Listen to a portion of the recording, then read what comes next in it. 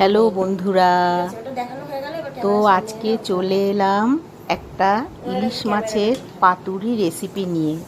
এটা খুবই common recipe, কিন্তু এটা বাঙালির একটা ঐতিহ্যবাহী রান্না। এই রান্নার জন্য আমার লাগবে 4টে ফ্রেশ ইলিশ মাছের রিং পিস। এই রিং পিসটাকে আমি নুন আর হলুদ দিয়ে সুন্দর করে আগে একটু মাখিয়ে নিলাম।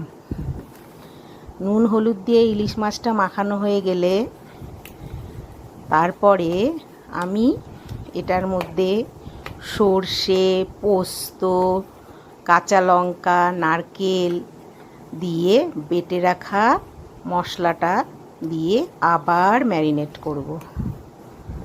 তো মাছটা ম্যারিনেট করে কিছুক্ষণ আমি রেখে দেব। রাখা হয়ে গেলে আমি খানিকটা কলা পাতা নেব। কলা পাতা নিয়ে সেই কলা পাতার মধ্যে মাছগুলোকে সুন্দর করে সাজিয়ে দেব। ওপর থেকে দেব একটা কাঁচা লঙ্কা। আর একটা কথা বলে রাখি, সর্ষে, পোস্ত, কাঁচা লঙ্কা, নারকেল বাটাটা যখন তুমি মাখাবে তার সঙ্গে সর্ষের তেলও মাখিয়ে নিতে হবে। তো এটা আমি বলতে ভুলে গেছিলাম। মাখিয়ে নেওয়া হয়ে গেলে সম্পূর্ণ সুন্দর করে মাখিয়ে নিয়ে কিছুক্ষণ রেখে দিয়ে কলা পাতাগুলো একটু আগুনে সেঁকে নিতে হবে, নালে কলা পাতাগুলো মোড়াতে গেলে ভেঙে যাবে। তো আমি কলা পাতাগুলো আগুনে সেঁকে নিয়েছি। এরপরে ওই সর্ষে পোস্ত বাটা মাখানো মাছটা একটা কাঁচা লঙ্কা দিয়ে কলা পাতায় দেখো কিভাবে ফোল্ড করছি। এইভাবে ফোল্ড করে আগে সব গুছিয়ে নেব। আমি 4টে পিস মাছ নিয়েছি, তোমরা যেরকম পারবে নেবে।